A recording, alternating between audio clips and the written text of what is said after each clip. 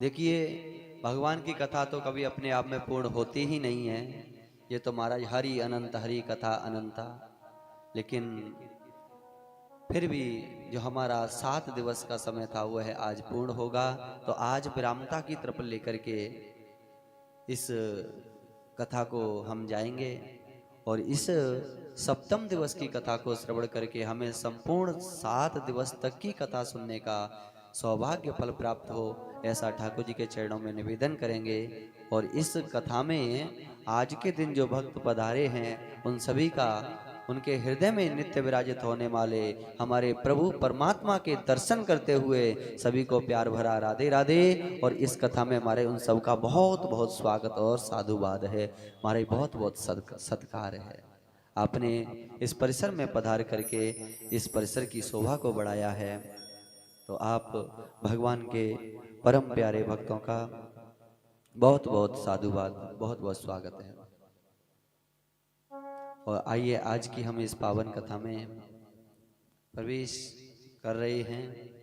और इस कथा की जो प्रमुख यजमान हैं हमारी मैया सरोज गुप्ता एवं उनका संपूर्ण परिवार, उनके आमंत्रण निमंत्रण पर चल कर के आए हुए उनके सभी सुहृद बंधु बांधव जन, आप सभी का बहुत बहुत स्वागत है, साधुवाद है, सत्कार है। आप ऐसे ही धर्म कर्म से जुड़े रहें और भगवान की इन पुण्य में अमृतमय कथा को श्रवण करते रहें। यही ठाकुर जी के चरणों में मंगल कामना है कि आप सभी को इसी प्रकार से भगवान की सुंदर कथाएं श्रवण करने का सौभाग्य प्राप्त होता रहे। बोलिए भक्तवत्सल भगवान की, श्रीमद्भागवत महापुराण की जय जय श्री। कल के प्रसंग में हमने भगवान के सुंदर प्रथम विवाह की चर्चा को श्रवण किया था। बड़ी सुंदर कल की कथा थी। हमारे ठाकुर जी का कल प्रथम विवाह देवी रुक्मिणी के साथ में संपन्न हुआ, जिसका हमने बड़े ही सुंदर ढंग से कल खूब आनंद लिया, खूब रस उत्पन्न हुआ। ऐसा लग रहा था जैसे हमारे बीच में हमारे साक्षात ठाकुर जी का विवाह उत्सव मनाया जा रहा है। कल हमने खूब आनंद की अनुभूति की। आज वहीं से आगे की कथा में हम प्रवेश कर रहे हैं। देखिए, भगवान का प्रथम विवाह महारानी रुक्मिणी के साथ में संपन्न हुआ। उनके बाद हमारे इनके घर एक संतान चल करके आई। स्वयं कामदेव ही इनके घर मारा इनके पुत्र के रूप में चल करके आए। कामस्तु वासुदेवांशो दग्ध प्राग रुद्रमन्युना देहो पपत्तये भूयस तमेव प्रतिपद्यत। महाराज स्वयं कामदेव जो दग्ध हो गया था पूर्व समय में भगवान श्री शंकर की क्रोध रूपी त्रिनेत्र की ज्वाला में, और वही महाराज यहाँ पर इनके पुत्र रूप में प्रद्युम्न के रूप में चल करके आया। बोलिए प्रद्युम्न जी महाराज की। बात उस समय की है जब कामदेव ने भगवान शंकर की समाधि खोलने के लिए और इनके समक्ष यह चल करके कामदेव और अपनी लीला को दिखाने लगा, तब भगवान शंकर ने अपने तीसरे नेत्र को खोल करके इस कामदेव को मारा जला करके भस्म किया। तो इसकी पत्नी रति महारानी भगवान शंकर के पास रोते हुए गईं। कहा, प्रभु मेरे पति के बिना मैं कैसे जीवित रहूंगी, मेरे पति से मेरा मिलन कैसे होगा, मुझे मेरा पति लौटा दीजिए। तब भगवान शंकर ने इसको समझाया। कहा, देवी चिंता मत करो, मैं तुम्हारे पति को तुम्हें पुनः प्रदान करने की युक्ति बता देता हूँ। कहा, जिस समय भगवान श्री कृष्ण इस द्वापर में चल करके आएंगे और द्वापर में आकर के जब भगवान की प्रथम घर में जो प्रथम संतान होगी उसी के रूप में तुम्हारा पति तुम्हें प्राप्त हो जाएगा।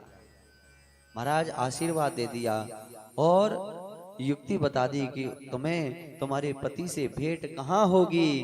तो कहा कि तुम जाना और शंभरासुर के यहाँ जाकर के रहने लग जाना, वहीं सम्रासुर के घर ही तुम्हें तुम्हारे पति से भेंट हो जाएगी। इसीलिए महाराज रति महारानी अपना नाम बदल करके और सम्रासुर के यहाँ रसोई का कार्य करने के लिए मायावती नाम रख करके रसोई का कार्य करने के लिए चल करके आ गए। और भगवान भोलेनाथ की कृपा के द्वारा यह कामदेव जो पूर्व में जल करके भस्म हो गया था, महाराज यह उनकी भोले बाबा की कृपा से ही भगवान श्री कृष्ण के घर आकर के अवतीर्ण हो गया और हमारे इनका नाम रखा गया प्रद्युम्न। बोलिए प्रद्युम्न जी महाराज की। भोले बाबा ने रति महारानी को आशीर्वाद दिया कि जब यदुवंश कृष्ण अवतारा हो यही हरन महामहिभारा, कृष्ण तनय होय है पतितोरा, बचन अन्यता होय न मोरा। कहा देवी कृष्ण के पुत्र के रूप में तेरा पति आएगा और सम्रासुर के घर उससे तुम्हारी भेंट हो जाएगी।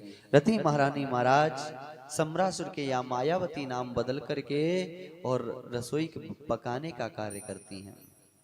इधर सम्रासुर को पता था कि कृष्ण का जो पुत्र होगा प्रथम संतान उसी के द्वारा मेरा वध होगा, इसलिए महाराज 9 दिन के हो पाए थे प्रद्युम्न जी, तब तक अपनी माया को दिखा करके अपनी माया के द्वारा इसने प्रसूतिका गृह से ही प्रद्युम्न जी महाराज का हरण कर लिया।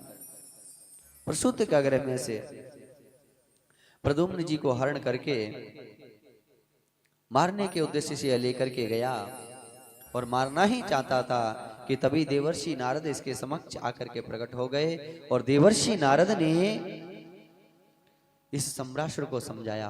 कहा राजन, एक नन्हे से बालक को मार करके आप बाल हत्या के अधिकारी क्यों बनते हो? अरे ये तो एक आताताई का कार्य है, बालकों की हत्या एक आताताई ही करता है, इसीलिए आप इस बालक का वध मत करो। सम्रासुर कहने लगा कि बोले गुरुजी, अगर आज मैं इसको नहीं मारूंगा तो कुछ समय के बाद ये बड़ा होकर के मेरा वध कर देगा, और अपने प्राणों की रक्षा के लिए किसी का वध किया जाए तो गुरुजी इसमें तो कोई अपराध नहीं लगता। तब महाराज देवर्षि नारद ने कहा कि सम्रासुर अपने हाथों से क्यों मारता है?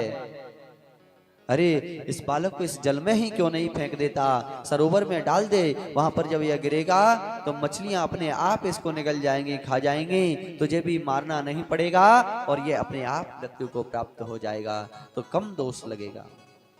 महाराज इसकी बात समझ में आ गई और देवर्षि नारद की बात को मानकर इस सम्रासुर ने उस कृष्ण पुत्र को प्रद्युम्न जी को महाराज ले जा करके सरोवर के अंदर पटक दिया,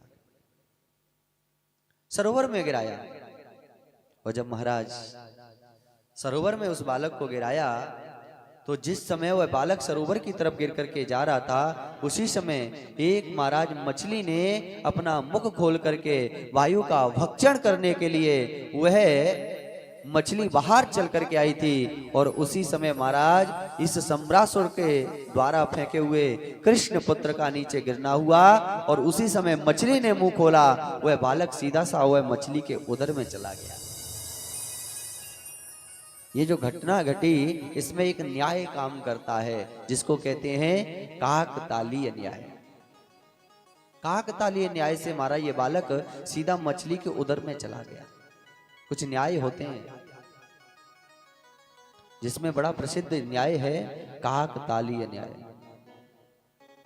महाराज कौवे को मारना बड़ा कठिन होता है, तुम कितना भी निशाना लगा करके मारने का प्रयत्न करना, लेकिन फिर भी महाराज यह जैसे तैसे बच ही जाएगा।